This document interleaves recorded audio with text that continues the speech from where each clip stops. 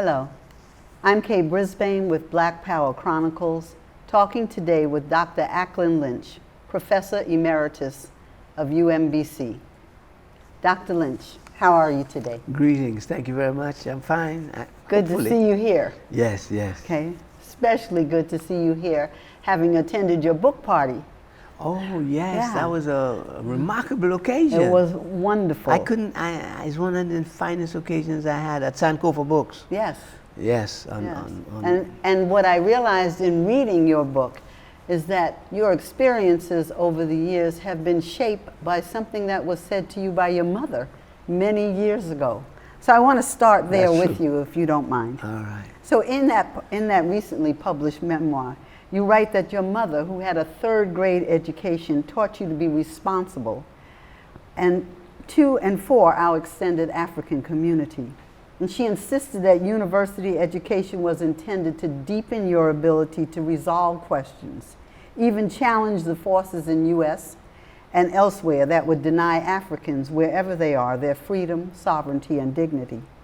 Her directive to you: always remember that you must not only know the world, but must be responsible for changing it, especially for poor people from the yard. So my question to you is, how did your mother's admonitions change or shape your sense of self and your worldview? Well, I would think that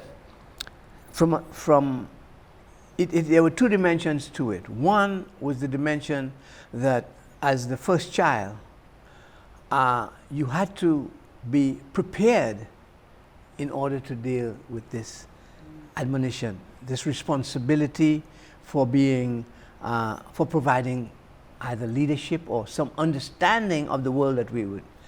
For her, guidance, of course, had to be anchored around Christianity, very deep and profound person in the church. So there's church on one side, and then there's education on the other side. And therefore, those two things were essential. So she started very early. I went to school from the time I was 3 years old. You know, very, very early, 2-3 years, you were beginning to have that exposure and beginning to understand that the teachers who were responsible to you from elementary school at the lowest level to those who will be responsible for you when you're finished out of universities or whatever it is, that you've got to take them very, very seriously. You've got to listen to them, think about what it is they're saying, and follow some of their directives, but examine them critically and engage in an exercise of knowing something that you didn't know yesterday. So for example, if she found teachers wherever I went to school until I came to universities in the United States, and she was in Trinidad, she found teachers in Trinidad, Miss Darkai, well, let's call her, she was one, you know, and then Teacher Leo, and then Teacher Agnes, and she found them who had a certain sensibility, in terms of responsibility, in terms of religion, in terms of performance, in terms of discipline. And that carried me until, of course, then I met Mr. Granderson, who became my first real mentor, and who turned not only me, but a number of us in a very poor school, a school that never had performed well before because it was in a place of absolute poverty. And he took a number of us. You know, Wilfred Carty, one of your friends, was one of the, and the whole number of us, and we became very good students and very good athletes. So were you conscious of that point of your mother's instructions? Yeah, it was building, yes, it was. Because, you see, juxtaposed against my mother, who was saying this and arguing, and she didn't know, it was not, she felt that the first child had to provide some leadership for the others. In fact, eventually we had 8, but she felt that was your discipline responsibility. And there were a number of things that you couldn't do. And then she would say, well, I hope you never be like your father. Now, part of that was what? My father was engaged in World War II, returned home, and when he returned, he was an alcoholic. Not only he, but a whole group of people who were returned from it, and they were all alcoholics. They were drinking, because they went to make the world safe for democracy. only to find when they come back that they were still colonial subjects. They only to find that they never had any sovereignty, any freedom, any sense of determining what the future was. And as a result of that, they lost confidence because they also were shell-shocked in one way or another. They were damaged, no different from others who came along later on in Korea and Vietnam and all these other places, and of course in Africa, in Congo and all these other places. So they came back, and they were difficult men because the society did not have the doctors, the research scientists, etc., who was able to take care of these damaged men. Like even now, even today, we still have problems with having competent scientists, doctors, etc., to deal with us, and same in Europe. So therefore, that becomes a problem. We have people who are sick and can never recover from it. It impacted, of course, on their marriage and on their friendships and on the things they did. So I was then, as the eldest of the thing, I had to find the pathway to that responsibility. And then Mr. Granderson, then my teacher, became the person who was prepared to do that for those of us who needed that kind of guidance. So you leave Trinidad at some point. Is there a point at which you focus your attentions on the struggles around African peoples? Yes, because it was very difficult for us to understand that in Trinidad, really, and we didn't pursue that, although we were influenced and so on by Paul Robeson when he came. You know, he gave us something that was very new to us. Trinidad had a statement that they carried in their lives, and they said, all of we is one. All of we is not one by class, color, everything else, because you know we are there are African people, there are European people, there are Asian people, Chinese, the Indian people. If you see what I'm saying, the society is torn up inside of that. And then there are people of the Catholic Church, the Baptist Church, the Voodoo Church.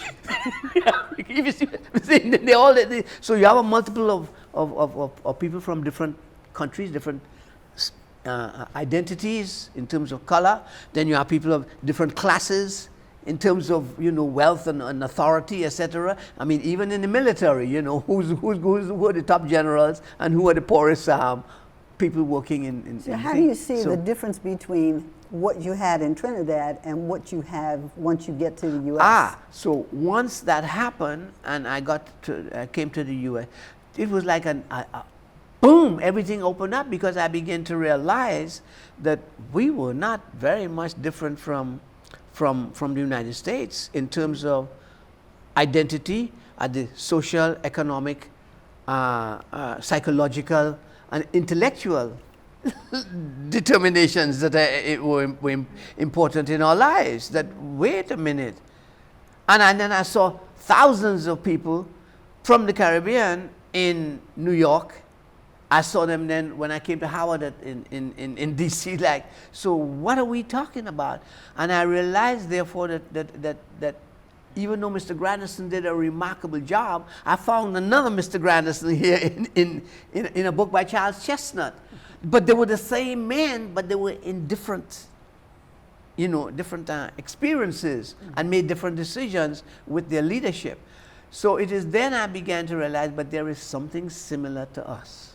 And I found it in religion, I found it in education, I found it in class determination, I found it in power, I found it in economic reality. So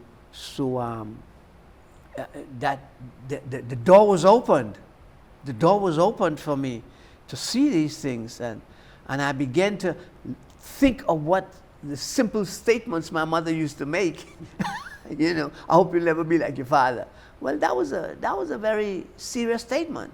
So it tells me that, without telling me that, it makes me understand what is the difference between peace and war. What are the consequences of war?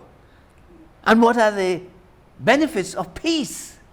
Those are two real, very important subjects. So those subjects walk with me through university education, you know, asking about what it is and so on. Because peace was suggested to be someone who was either a coward or weak or whatever it was. War was a heroic conception with regard to one's progress and one's performance and one's victory. Okay, so you get here, you're at Howard University studying. There's something going on in the atmosphere in America at that time, because what year is it when you're at Howard? I am at Howard in 1957. Okay, so we've already had 1954 Right. Supreme Court decision Right, you are. about segregation in schools. How do you move into what's happening on Howard's campus, and what is happening on Howard's campus at this point? The first thing I must say, and again it goes back, here's my mother. In our society, in Trinidad society, in 1930s and 40s and so on, the Depression years and the World War II years, I am in the dominance of males, even as students, and even in my case, I'm a dominant because I'm the first child of my mother, and I'm a male. So I see that, and I come here. And my mother's short statements, like, I hope you don't do this, I hope you don't do that, I hope if you do this, this will be the end result, etc., with a third grade education. And when I won a scholarship to go to St. Mary's College, the people that she was working for, white people as a maid and as a servant, they fired her because they felt that her child should not have been in the same school on a scholarship with their sons who were going to St. Mary's College. Well, I am not examining that. I am not understanding the number of people that I had the same thing with a Shakespeare play. I won an award for there was doing poetry. Oh, competition? Competition. Mm-hmm. I won it. And then I tried to join the play that the school had, and they said no, the only kids that were in the play there were white kids. There were no black kids. And I did something from Julius Caesar, and I thought, well, I was ready. I was hoping that I could win that and then go to Hollywood. But there was none of things, you see. So there we are. And what happened was that when I came into New York, I saw a different world. Not only huge buildings, not only Harlem, USA, not only Brooklyn's neighborhoods, not only Wall Street. I saw the differences that were before me, and then the question was a conversational question, especially at the university. So I come to Howard, I choose Howard, and I come to Howard, and here is Sterling Brown saying, in his poetry and in his work. And at the same time, I must say this, I had a professor at Howard in English. This is a very important question. He was teaching English. I was taking his class. I was a freshman. And this man told me, I got a C or a D or F or whatever it is in his English class, and he told me I didn't know anything about English, and I couldn't speak English, and I couldn't spell English. And I was like, wait a minute. I come from a place where, the people who teaching me came from Oxford and Cambridge and wherever it is, in Edinburgh and these places, whatever it is, and you come in and what? I couldn't believe it. But afterwards I understood it. Spelling, English, how it is used in different constituencies. I suspect the same thing would have happened in French in terms of people who come from France to Haiti or to Guadeloupe and Martinique, and that's what I was. But then I had to know that, because I am believing, as a result of my performances that were corrected and so on by Oxford and Cambridge and these things. I know the language. I spent my time 8 years from age 10 to 18 studying that, So there we are. You begin to see it. But then I begin to see something else also too. I begin to see how this country is, what democracy was here and what colonialism was there. You see what I'm saying? Colonialism was another experience. So I begin to turn to that and look at that. And of course, between 1950, as you've already said, 1954, 1955, post-World War II, those were challenging years, not only in terms of questions of race, but they were also challenging years with McCarthyism. So here I am coming to Howard, and then still in Brown. But another woman named Lorraine Williams. So Lorraine Williams picked up what my mother was doing in shaping me. So I'm beginning to see women differently than I did, when I was growing up, because all my school teachers were men. I was going to a man's school. Our schools were divided like that.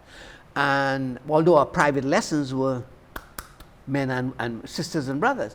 However, I begin to see Lorraine Williams, and like, I never had no woman teaching me. Who she thinks? She ain't know nothing. And masculinity in me is now fighting now. And she would deliberately, she knew what that was because of her experience as a university professor, and she's fine.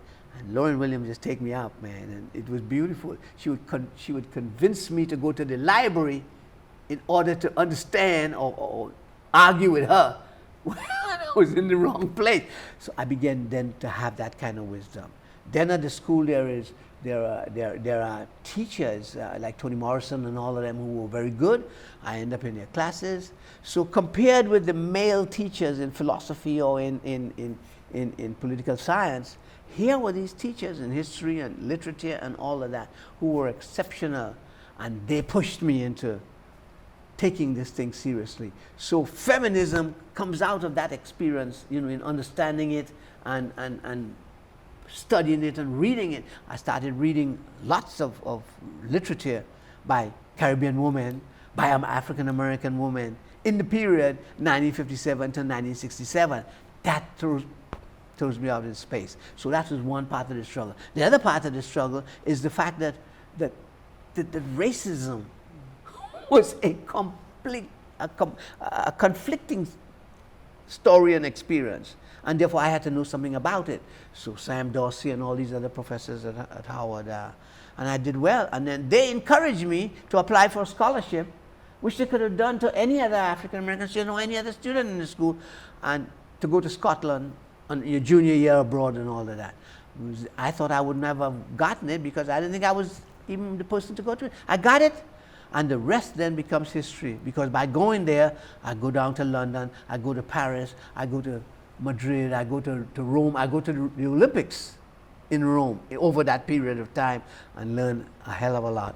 So I come back here, and now I'm an activist. I now begin to see what it is I want to do and what I want to study. So I began to choose, and who are the professors I want to be with. I begin to realize the significance of that. I wasn't just in a class and let the advisor tell me what to take and all that kind of thing. They just, got me in the ring to be that disciplined person. That's what I became. So in your mind, your transition from being a Southern Hemispheric immigrant, if you will, to the U.S. Is a natural progression from a colonial setting into an African American community. Exactly, yeah. But there are people who had similar experience or similar background that don't go this way.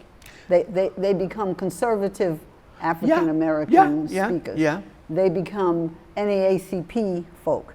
Right. They don't go in, they're not listening to Malcolm, they're not listening, even with Martin Luther King, they take issue when he steps up to something beyond a word of peace and love. So I guess my question for you is, the Black Power movement presupposes that people coming in have a different sense of the world around them, or a different notion of how they want to change things.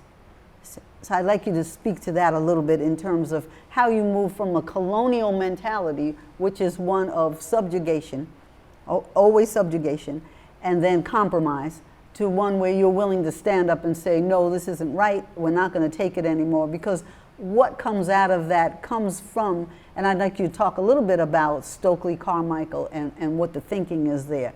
How you're willing to take back your humanity, to stand up and decide that I can say what my future is. Right. Well, I think that essentially came from our culture, Okay. our music. Our music, culture, acting on a day-to-day basis, whether it's calypso, reggae, jazz, blues, or whatever it is, those things, hymns, all those things have answers to God bless the child that got his own. How do you take that? God bless the child that got his own. Them belly full, we hungry. Capitalism gone mad. How do you take all those things that you keep hearing that remain in the rhythm of your consciousness and not ask where does it come from? Because it does not come from even if it is in Shakespeare or it is in literature, even if it is in history, it doesn't come as it comes through academia and through other places. It comes from the voices down below. It's like my mother. I hope you never be like your father. But I thought I was a man. I was going to be a man. I had to be a man. No. You could be you. And you could be you in making decisions that are essential to masculinity. That is war. And you said, no, I am concerned with peace. Martin Luther King had to deal with that too, if you see what I'm saying. I believe in peace and had to pay a heavy price for that as a preacher, because a preacher is supposed at that time to bless somebody for going to war and not saying I'm distant from war and that, this war in Vietnam is not really, is not justifiable.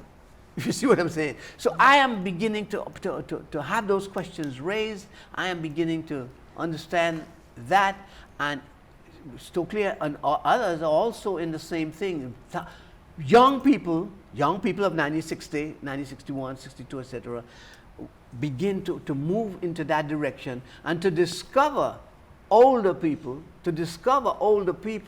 who were prepared to discuss those questions. So Sterling Brown is one of those older people. He's telling us how to do it. There were other older people in the country. C.L.R. James is prepared to do it when he comes here, or whether he's in England or not. He's prepared to write and think about and deal with that question.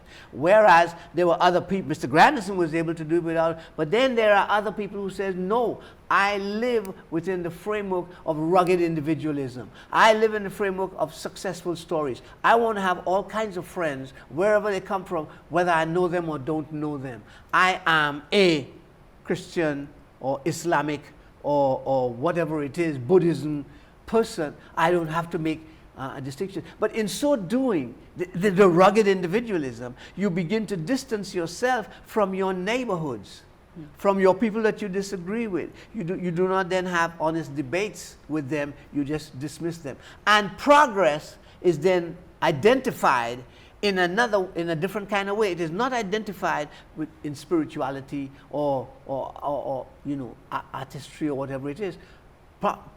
Progress is defined by one's progress in wealth, and not progress in music or in literature. So Duke Ellington is going to take years, and I spend time talking with him. Paul Robeson does it. I'll give you an example. Paul Robeson comes to Trinidad in 1946. Mr. Grandison, my teacher, tells all the parents and everybody to come and so on. He goes to sing at a concert with the people who brought him. And when he goes to the concert in the theater only had white people. Now, none of us in Trinidad saw that or understood it. He saw it. And he asked the question, where are my people? Where are people that look like me? And they said, well, it was very expensive to bring you here, and it was very expensive to have an audience, and your people didn't buy a ticket. And he says, no, that doesn't make sense for me, for him. So what he does, he calls on, he says, okay, you paying me to come, you come this and so on. I want to have, he went and organized among people of color, that because there's a Indian, African American, Chinese, he went and told some people in the library, we want you to put on a concert at Woodford Square.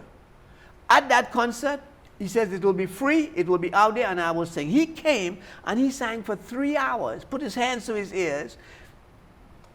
He didn't even bring his own musician. He sang by himself, talked a little bit, and the next thing you know, over 3,000 people showed up in that park from all over the island to come and hear this.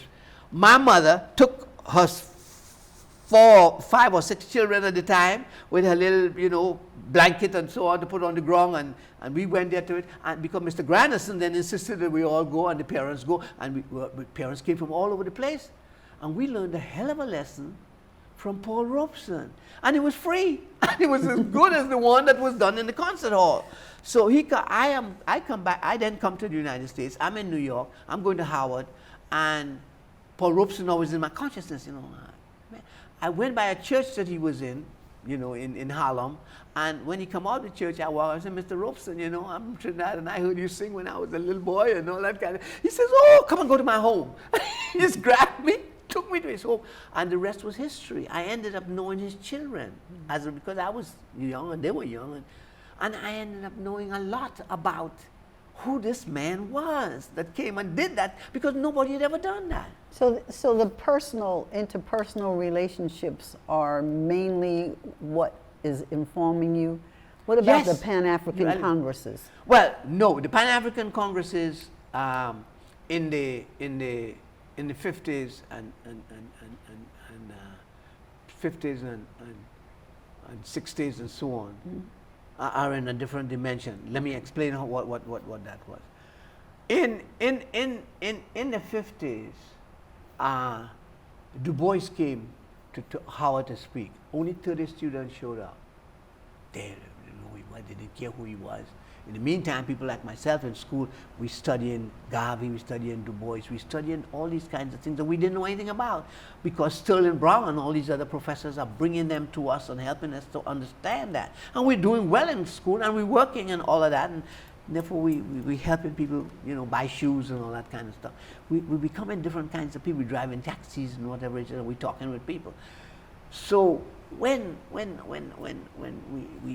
were faced with that kind of thing, we learned a lot about Gandhi and all those things at Howard, but we didn't have attendances.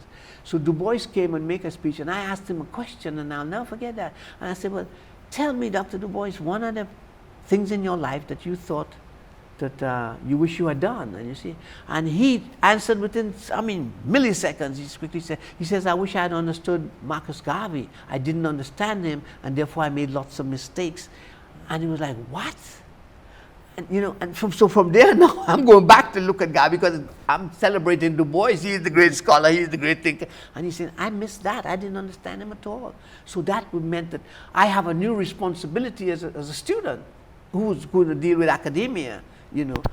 So that helped us. And then he then left that right after that, because he had been accused by McCarthyism of being a communist and all that kind of stuff. He left after that and went abroad and never came back. That was his last journey to Ghana and to these places. All right. So all of those things jumped into us, those of us who were arguing, and of course Stokely Carmichael was one of the many people, Charlie Cobb and Cortland Cox and all these people. There were more of them, many people who were involved in that whole spirited thing.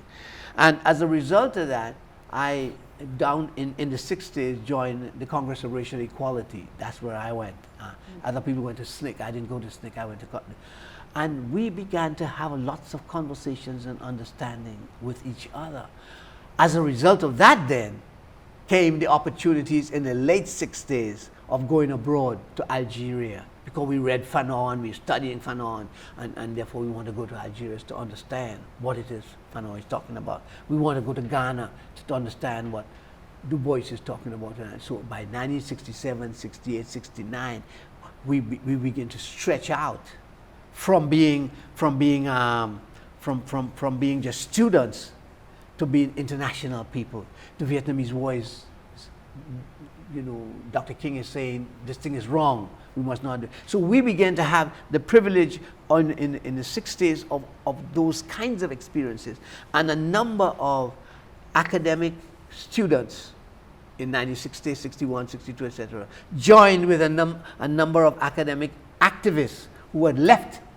Some of them had left college and become activists with SNCC and CORE and the Nation of Islam and Black Panther Party and US and all those organizations. And then you began to see this whole movement between 1960 and 1968 or 1970 as a result of Malcolm and Dr. King and others began to become interested not only in the challenges of our neighborhoods and the United States, and the horrifics of that experience, those years with the deaths of people and the incarceration of young people, that we began to stretch out into the rest of the world to understand what was the global landscape and why globalism had become what it was in the 60s. And of course, then we were essential and perhaps complex and difficult part of the world at that point in time, because we were following in the footsteps of Cuba, which was 1960. The Caribbean was opening itself up, searching for independence and demanding sovereignty. You know, India and China all began to understand what Mao or Zhou Enlai or Gandhi, what they were talking about. The thing started stretching, and we realized the mistakes that were the challenges of why the Bandung Conference failed. So as the Bandung Conference failed, in order to bring ourselves back up, French-speaking young people were dealing with présence africaine. They were having conferences, and essentially the newer countries, people were reading Fanon, and I gave a series of lectures on Fanon, and the place was packed with young people from Howard and all over DC. I remember that years and years ago. It felt fantastic, done by some brothers from California who came here and did it. So there was a driving force. Right. I want to focus a little more on the local activities and involvements. Right.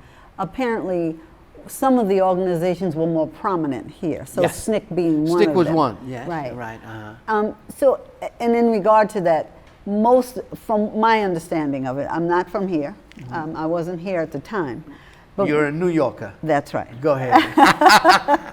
Sound like Stokely Carmichael. Go ahead. But the activities around DC, were they mostly focused on at the campus level, or they were outside in the larger community? Trying to get an understanding of how local DC residents dealt with. I mean, at this point in time, DC is majority black, hugely majority black. Are people engaged from the regular community, the larger community, or is it mainly focused on the campus at Howard? Well, DC's progress from World War II to the 1960s, if we look at that, the progress was essentially a progress designed around the government, in that most of our people worked in the government, whether they came out of Howard or other schools, or whether they were just ordinary poor people that went to high school here and had a regular job, whatever it was, whether it was a garbage collector or somebody cleaning the house, whatever it is they were doing, they had moved north from the south in the earlier periods of the 20s and in the early periods of the 20th century.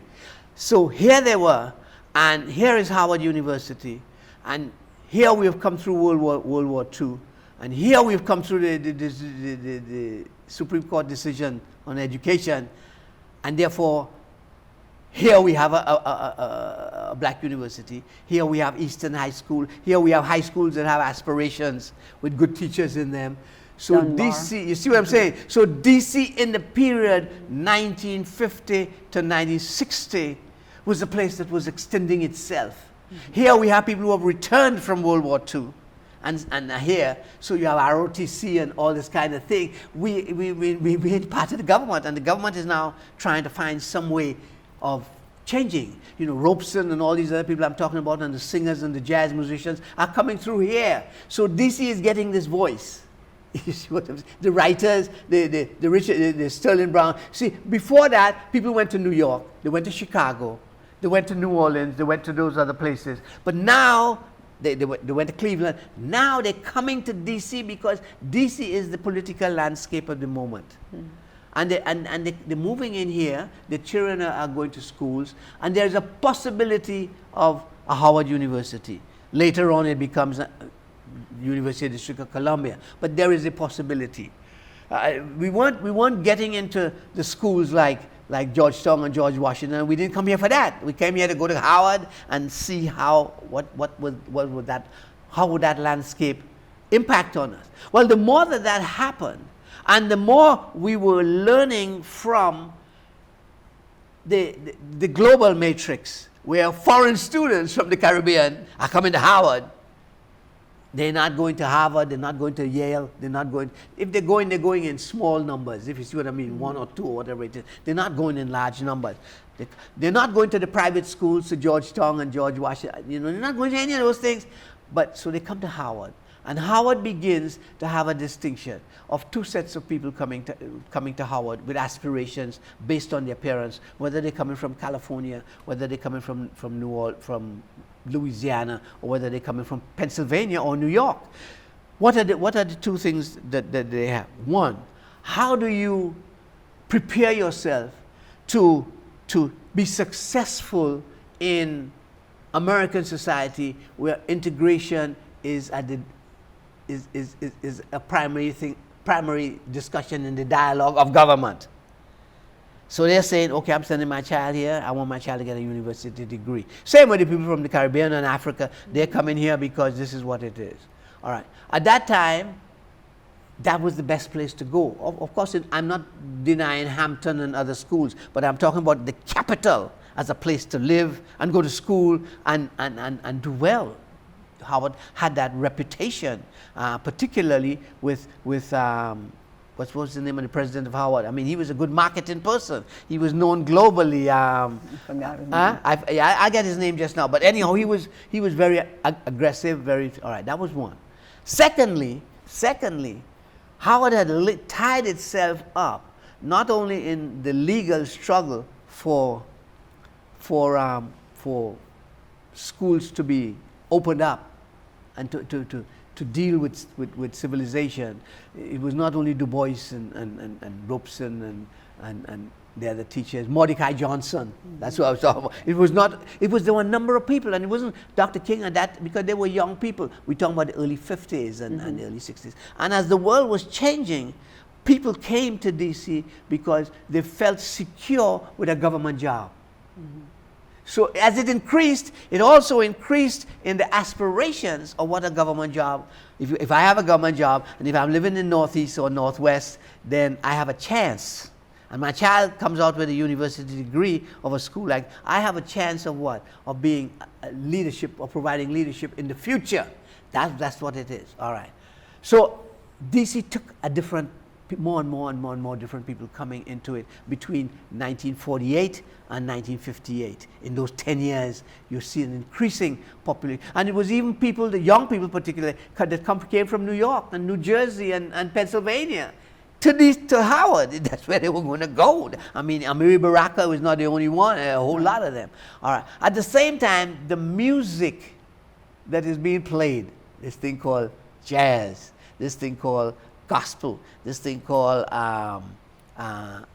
blues and all these kinds of things. That music had settled in DC in the various places it was, because a number of the great singers either came from in this area, or they came here to perform at the Howard Theater and all the other theaters. They came to the churches and preached. If you see what I'm saying before that. So it was a very lively place. Dunbar was a lively high school.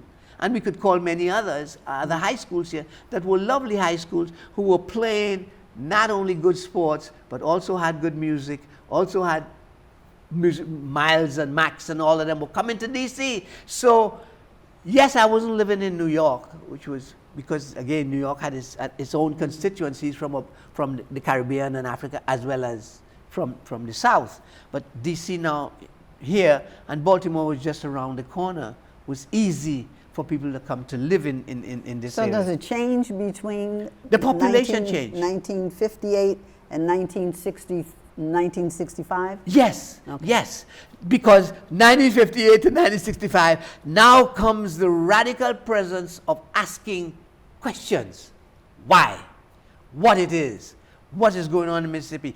Are we responsible at Howard University to change what is going on in Mississippi, to change what is going on in New Orleans, to change what is going on because they're getting the stories that are coming into them from the students, you know, or from the musicians or the artists who have come to Okay, so the students are hearing one thing, Yeah. but the general population, I guess I'm trying to get at, But is there a melding at some point? there was in in the early part, there was, and some people may think no, but there was an understanding by the students in the period 1958 to 1968, in that period, and that understanding was taking place because the drama of the moment was not just simply a drama of students at Howard. It was a national drama.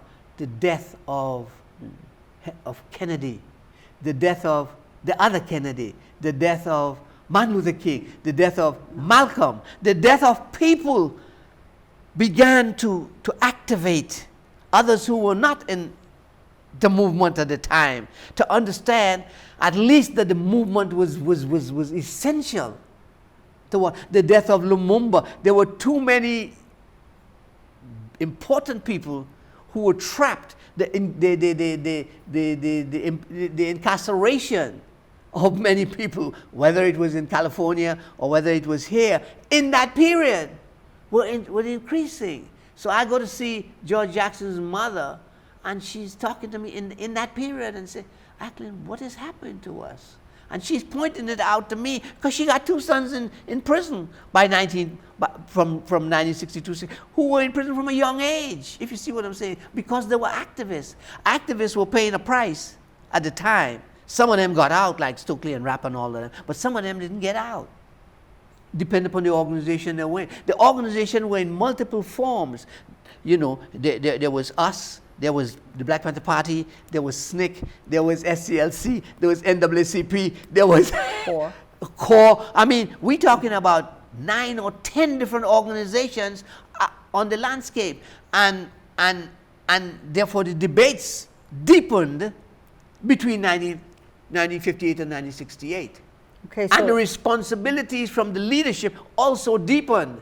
Should they come together? Should they not come together? Or should, okay, we will accept Malcolm, but we won't accept the Nation of Islam? So talk about that a little bit. How does that happen? What ends up, what's the end result of the conversation, the debate? All right, the end result of it is that it was not good.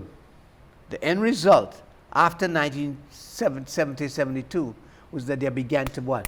Bump heads. Some may say that they were bumping heads as early as 1963 and 1964, and they may be correct. I'm not going to doubt that, but it didn't have the same public, I'm talking public in our communities. It didn't have the same public understanding. So we started bumping heads. In other words, there were differences between the Nation of Islam and how they were prepared to do. There were differences between the Black Panther Party and how they were prepared to come to the question. But here, in between that time, excuse me, but I just wanted to get back to this so that we have some clarity. We're looking at the Black Power movement. Obviously, we're talking about a stretch of time. Yeah. So in between 1958 and 1968. And 1968. Or 72. And, right, if you go out, okay. Things happened inside Washington, D.C., inside the community. Right. Talk a little bit about those things, like what was happening, because to me, if you're talking, you label the movement, obviously something happened up inside of it. Okay, let me talk about that. One, demographics were changing. Numbers were changing. If we don't deal with the demographics, then we don't understand the population that was coming. Two, more and more people after the Kennedys, more and more people believed that they had an opportunity, and promises were made by Kennedy and Johnson that there would be more jobs available for people in here, whether it's the post office or whether it is the government apparatus, whether it is the security or whether it is the military, whatever it was, that more and more opportunities will be open between 1960 and 1968. Yes, more and more opportunities were being open, but as more and more opportunities were being open, we had also more and more deaths, and we had more and more conflicts, and we had more and more understanding that the things that were operating, that were here, were not just issues that were local, a neighborhood. They were now issues that were global, whether it was Cuba, Vietnam, wherever it was, Brazil, whatever it was, Argentina, wherever it was, whether it was Ghana or Guinea or Nigeria, it was stretching, if you see what I'm saying. So a number of foreign people, like myself, coming in the 60s and 50s, like Stokely, we coming in to go to school too. And we begin into a whole stuff is opened up to us. And so Cortland and Stokely and all of us, a number of us, begin to join these organizations. Secondly, a number of women began to join these organizations and have a dominant voice, a solid voice in these organizations, so that they were passing on messages that into the either churches or into the homes with children. If you see what I'm saying, women came in. It was not a male-dominated voice at the time, although it was a battle zone for these women to be accepted because the country was still a dominant voice. So with all those things that were happening, both locally in the neighborhood, both what they call it, intellectually in the school systems, whether it's Dunbar or whether it's Howard, whichever one school you wanted, whether it's UMBC. With all those things happening, there was a very lively kind of Washington, D.C. in search of tomorrow. They were searching, what would tomorrow look like? What would tomorrow look like? And as they searched through tomorrow, there were more and more people. The discussion was opening up more and more. For example, I remember in the 1960s, in that same period, giving a lecture of the four books that Franz Fanon write on 14th and U Street. It was packed. A lecture of he had written 4 books, and then he died. And I remember this thing was packed like Franz Fanon. I didn't know that and the last book, of course, was Wretched of the Earth, and Black Skin, White Mask and all. But there was a liveliness. And then the musicians that were coming, Max and all of them, were what? Were saying the same thing, freedom now sweet. You see what I'm saying? They were dealing with it. So that when the pressure got on Howard to become a black university and change its name from Howard University to the Sterling Brown University, that had an audience out of D.C. who were prepared to what? To make it happen, strengthen it, as well as bring people from all over the country. So Howard's name didn't get changed? Who? Howard's name remained stable. It wasn't going to get changed. Right. But were there other institutional kinds of happenings, occurrences? Yes. People, there were. People in the community started changing the names of their children. Their children, people may not think that that's important, but their children started having new names. Okay. So like Kwame Ture is a new name, or not Stokely Carmichael. The name started shifting into African names. Little children don't know anything, but in 5 years they begin to see it happening. There were people on the streets dealing with it. You can go through U Street, and there were jazz places all over talking about John Coltrane, Miles Davis, and Max Roach, and all of them. And they were coming regularly on U Street, and U Street was all of us. There were people going to all these places. They were always crowded, and they were dealing with political senses. So there was no way Howard University could have gotten away in 1958 of doing what? Making sure that they teach jazz, because that's one of the things. We didn't do it. We were training people to do other kinds of music. So and people would not think that was important, because we are more occupied with Malcolm and the Nation, Stokely and Snick, somebody else on the NAACP.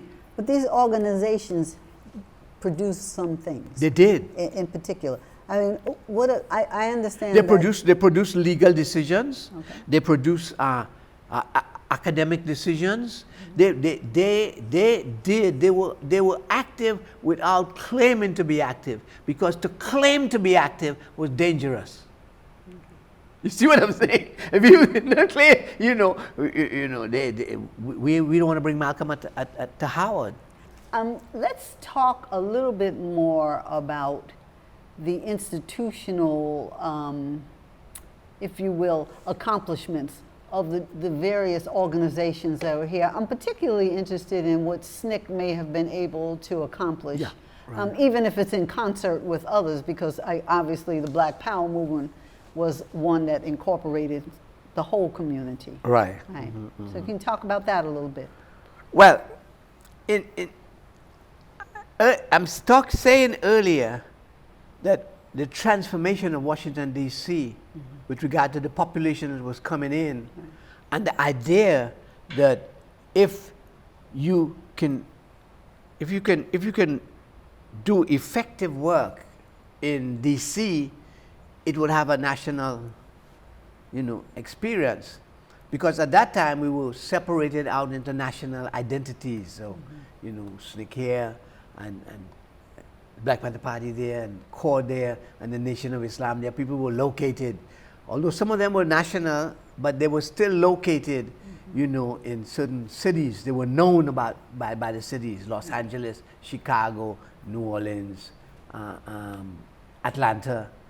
So DC became one of them, because of, I suspect, now this is not what they told me, but this is what I suspect. I suspect that they had come to the understanding that Howard University was a certain important location, not only in terms of its of the role of its membership in the whole movement, in the different organizations, but because there were resources like law school, medical school, educational schools. There were those departments that would be valuable to providing them with more and more information, and therefore Howard. And then they knew that this UDC was going to be developed. When you say they, you're speaking of the Black Power advocates? Dealing about the Black Power advocates. Okay. So therefore, that DC had another strategic presence, and that it was not the Howard of 1920s. It was not the Howard of 1910.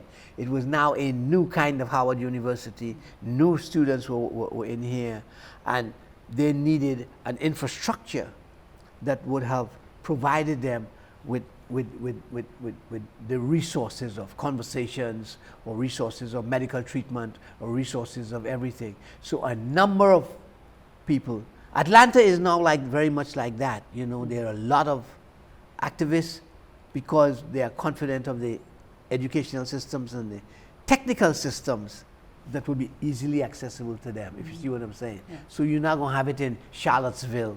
You're going to have it in, you may have it in Memphis, but you're going to select now where you're going to bring some of the best members of your organization who are articulate enough to come.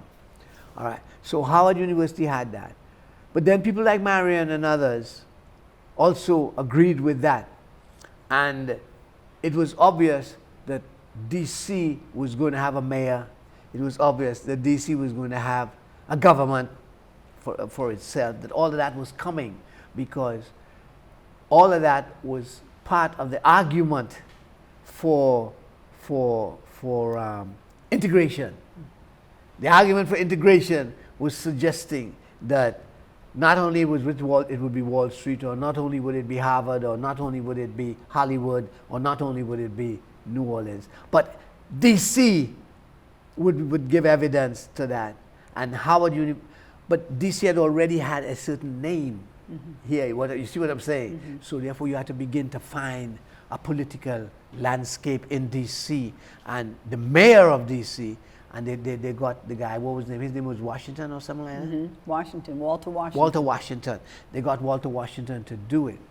As they got Walter Washington to do it, who was a good person and so on, but he was coming in an accommodating way of making everybody feel to be part of the design, whether it was the left or the right, the center or the or the outside, whoever it was, he wanted everybody, he wanted to make everybody into friends with each other and not political fighting, but more political comrades. He wanted to do that, framed within the Constitution. That's what he wanted there. He wanted to stay within the Constitution, become political comrades, and use D.C. as the location. Just like Hollywood uses the movie as the thing, and downtown and New York uses the banks. If you see what I'm saying, yeah. He wanted to make that, and they thought that. However, he did not have the popularity or the dynamism that was necessary, that young people would have been attached to. He didn't, because he was an older man and he was a quiet man. He was a different kind of man. And at that time, young people were in here, active, saying all kinds of things. So SNCC made a decision to make Washington, although Atlanta was its headquarters, to make Washington the place for it. The Nation of Islam made a decision to move some of New York and some of Boston into D.C., some of New Jersey, because they were always worried. They were worried about how things were going in New Jersey. So they thought that Washington would be a nice comfort zone to come in here, open up in northeast or southeast, and have the reason for its leadership to come here very often. But because they do that. So they began to see Washington in a different kind of marketing way, in a different kind of marching way, in a different kind of everything, and coming into D.C. was as important as coming into Oakland.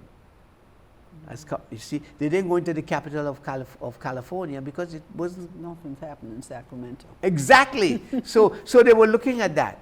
Now, as they did that, it worked out because a number of people here needed not a number of our people, not only the numbers who will be living here and working here, but they needed intelligence, they needed political conduct. Because remember, for a long time, DC people were coming in here, but they didn't have no political voicing. You see what I'm saying? They were coming in here, and the best things that they were doing was to make sure that their students, their children, go to the best schools, which was really Howard and, high schools that were good enough to get them into Howard or anywhere else. That was the aspiration of the 40s and 50s, and then join the military, And then there were many people who went into the military that came and liked DC. So DC began to have a different population than, say, Baltimore or Richmond. And as they did that, that allowed SNCC, who were young people, to come in here. Vis-a-vis, not that the NAACP wouldn't have been here, not that Congress of Racial Equality would not be here, not that anything else, but they had already shifted or built their strength and independence in New York and in Chicago and in other cities. Here was a nice open city, and I think they saw that, and they came and began to make the best out of that, the city as a place, not only in terms of organizing constituencies, but also location-wise, you could move up and down, in and out, and you had all the facilities to move around in order to be able to pursue your position. So do you think that SNCC played a significant role in getting Marion Barry elected? Yes. First time? Oh, no question about that. That was essential. First, it gave him a place to come and stay and live and post. And remember, Marion was in and out of SNCC, going to university, getting an advanced degree, whereas some people in SNCC were saying, we got one degree already, that's all we need. But Marion was going forward, so he became a good person to find for that time, and he became attractive enough to the diversity of DC. When he came here, he was a Southern guy. He was had an advanced degree. he was nice to deal with. He was handsome. He was all the things that DC needed at that point in terms of finding a leadership. And he was different from Stokely Carmichael. He was different from, because Stokely Carmichael was a foreigner. He was different from Rap. You see what I'm trying to say? That's how people vote, you know. Because remember that those guys like Stokely and Rap, and he was not a woman, because at that time women weren't able to have a dominant voice, you know, in political life. But he was somebody that everybody could accommodate to. And he was getting a place on U Street and 16th Street. You can't be better located than that. No, those things are important. Where are you going to be located, and how are you going to be able to meet with all the different groups? I'm not so sure that the opposition, they were not happy with Mariam's popularity. They were not happy with the churches that supported Marian. I mean, that time churches supported Marian. They had a negative view of Marian, so Marian was not going to win any votes in Ward 3 or Ward whatever it is. 1 or 2 or whatever it was. You know, he was not going to be done by the Kennedy Center that we are now building for government workers and people of certain wealth that they want to go. That wasn't for Marian. So the furthest he could have gone was U Street at the time on 16th. 16th was a good address. I mean, people think that all those are accidents of history, but those are thinking. And if you leave Marian and you study busboys and poets, and you follow busboys and poets' journey into DC and their posture in DC, you would see Marion Barry's pathway to success and pathway to dominance as a mayor. So those are not, people think, well, you know, no, those are not, no. It's deliberate. That's geopolitics. Okay.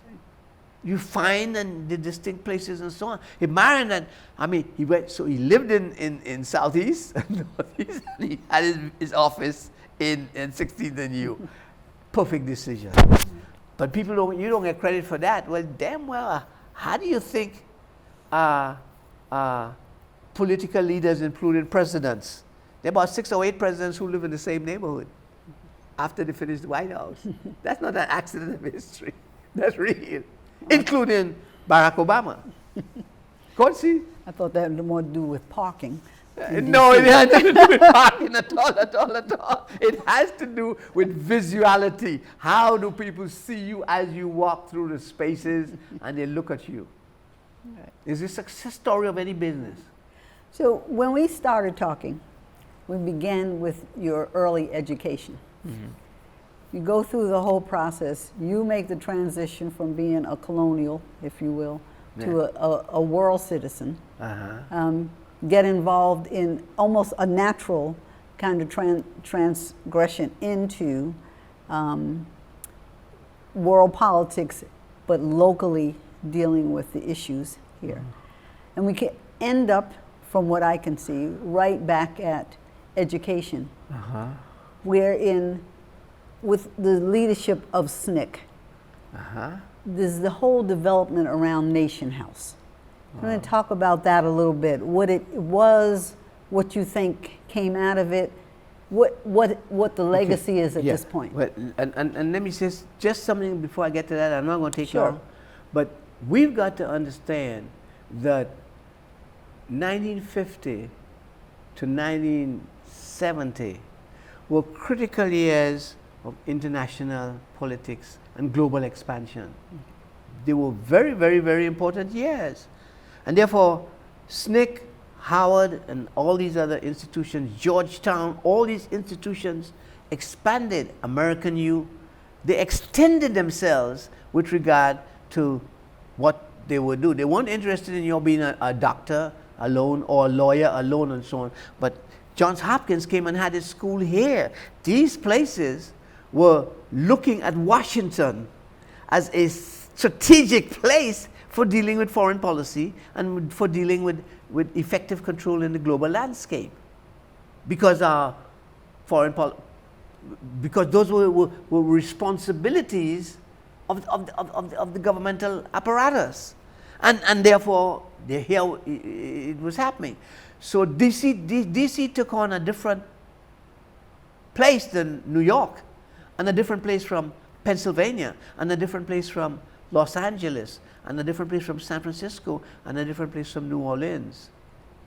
DC took on a very different place after World War II. And of course, that's what everybody wanted, because the answers after World War II were much more complicated than the answers before World War II. Even if you look at it from a military point of view, they were very. Even if you look at it from the Inter-American Development Bank and the World Bank and all these other places, they were in D.C. So the people of SNCC understood that they knew that the NAACP and all these other places would be coming to D.C., but they wanted to make D.C. their place in the consciousness and imagination of people.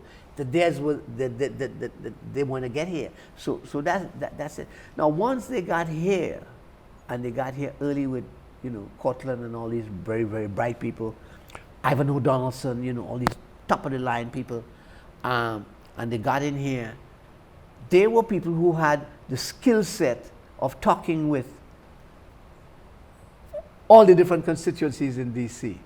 They could talk to the Howard students, but they could also talk to the Georgetown students. They could also talk to the students who are coming in here as visitors, because a lot of students come through D.C. as visiting to see D.C. It becomes a place that you come to see and you come to be at. So they could do that in the accommodation of what SNCC represents, and therefore they began to get more and more people from St. Louis and Cleveland and all these other places to join the organization, not only because of what they were doing, but because they were coming out of D.C. D.C. was almost like a capital to them. Now it's Atlanta, but it used to be D.C. there. D.C. was the place that you had to come to through as you walk through SNCC. In the same way you have to do it with Oakland and Chicago and these places. Picking out a place where you're going to become the name of the place, the location of the place. If you want to find Stokely Carmichael, or you want to find Cortland Cox, while they were in SNCC, you could find them in D.C. Although they were working in Mississippi, somehow you can find the addresses in D.C. and all that. D.C. began to have a certain thing, and it was obvious that D.C. was going to have a voting and have a different identity and city than it was prior to World War II. So people came here and enjoyed, although it was conflicting as a city, enjoyed the city better. I'm going to say this, that it was better than they enjoy it now. So Marion was on the right spot at the right time to say, I will be mayor, because the previous mayor was still, uncertain about. He was a different kind of man, a different kind of disposition. So he wanted to bring that fire, that energy, that bookstore. They had their own school and everything here. They got all of that kind of stuff here. They were on the radio. They were on television. They had an influence with all those places because of who they were. They were highly educated people, highly advanced people, and therefore conversations were very easy. Were much easier for them than other organizations. So is that why you think we end up with 3 prominent African schools, focused schools? Yes. You end up with Watoto, you have exactly. Roots, and the then schools then came behind that. Yes. And as they came behind that, because that was the moment, you have people growing up. And if you look at them, many of them were at Howard, many of them were students here who asked themselves the question, do I simply, by 1968, 1970, do I simply what? Take a job in the government, in the post office, in the whatever it is, wherever I go to work, in the Library of Congress, do I do that, or do I put together my own school? Do I put together my own school? One, because if I do it and I do it well, I could guarantee my students will go to, my children or my students will go to where? To Howard. which would be a good school at the time too, if you see what I'm saying, 1972, 1968 or so on, you know, I would be able to find between the greater Washington area, I would be able to find avenues that I could teach that the students could directly see it very quickly. There are avenues around DC, in Virginia, and in Maryland.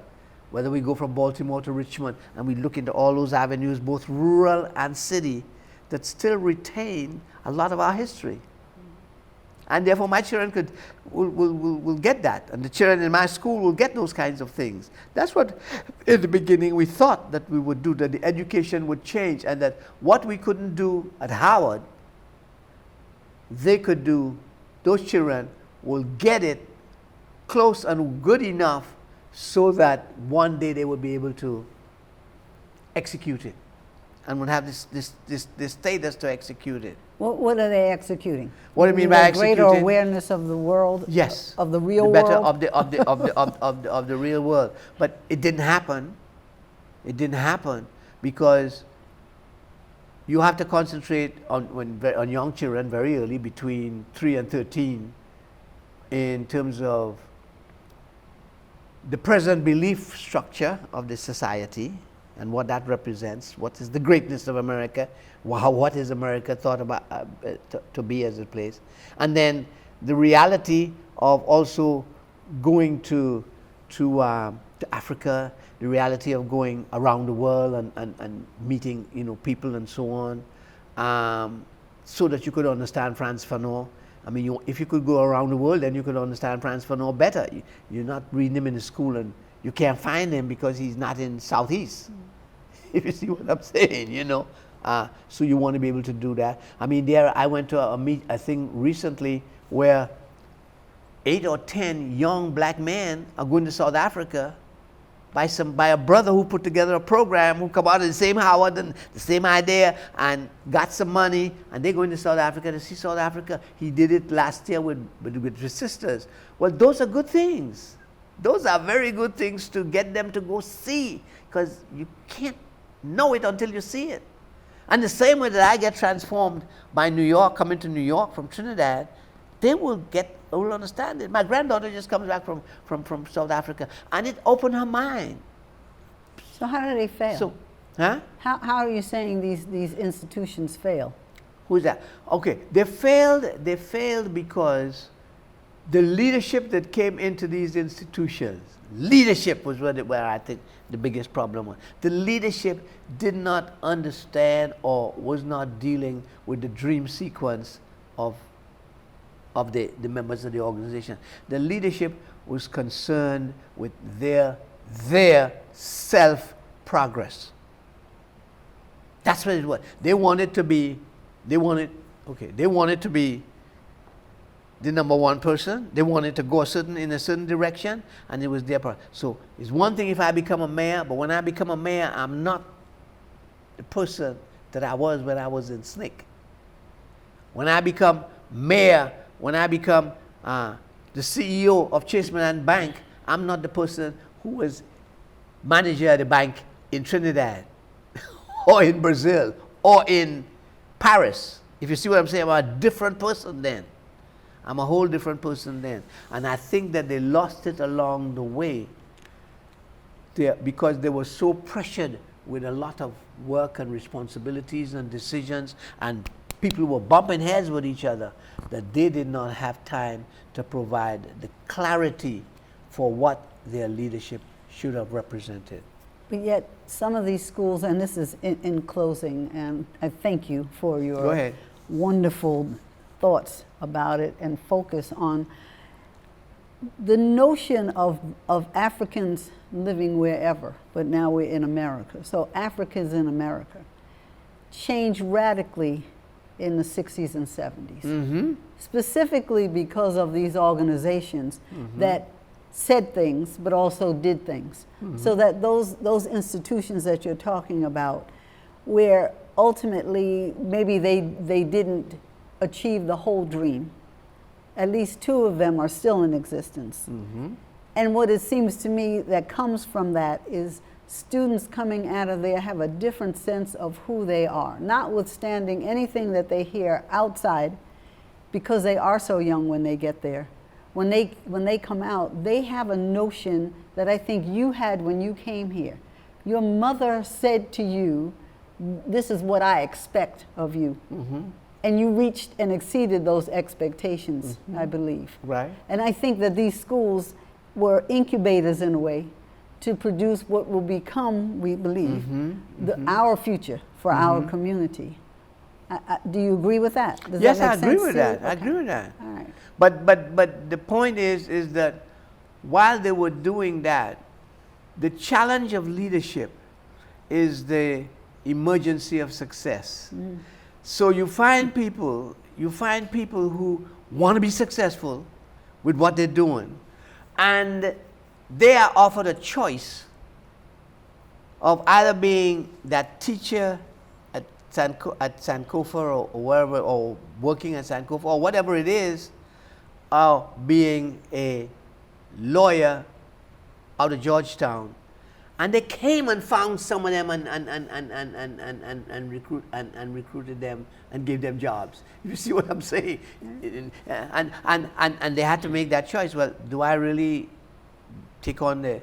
I could still be an Africanist. I can still be somebody who is active. I can still be preaching my songs and my sermons and whatever it is. But I think I ought to take this job. I think I ought to go to law school where I could be a little better. So Georgetown will receive me at that point in time because they need you, if you see what I'm saying. So they take you, you finish Georgetown, and then you have a different job with foreign policy done with working at the school. And what you believe that it's all right, I'm still who I am. So even though I get a job in foreign policy and I go to Trinidad or I go to the Congo, I will have time to exercise that job. Not knowing that when you get to the Congo in 2016 or 2017, you are working for a different president, you are working for a different leadership, you are working for a different thing, and you are not going to be allowed or be able to have time to do what? To go there and deal with Lumumba. Okay. So Lumumba escapes you, which at one time you would deeply understand, control it with and understand. But now you ain't time to think about Lumumba. You gotta be thinking about something else in the Congo. So I think that these schools began to realize that the world was also moving faster and different as it relates to youth. How the world was preparing new young people from their slow process of transformation of consciousness in the 60s and 70s. It was a slower process than now is like, I'm in it, I got it, I'm doing this, I'm doing that, I'm doing that. And the speed is different, and they don't have the capacity to have their children, youngest children, knowing how they could move along the avenue that they want to travel in order to become, in order to provide leadership for us. The problem for me then is that then they started bumping heads. People start bumping heads with each other, and leadership collapses, and individualism returns to say my view is correct, and your view is not worthy of tomorrow's destiny. Right. Well, thank you so much. I'm sorry we've run out of time All right, with it, but it was so worthwhile. Thank you very much All right. for inviting me.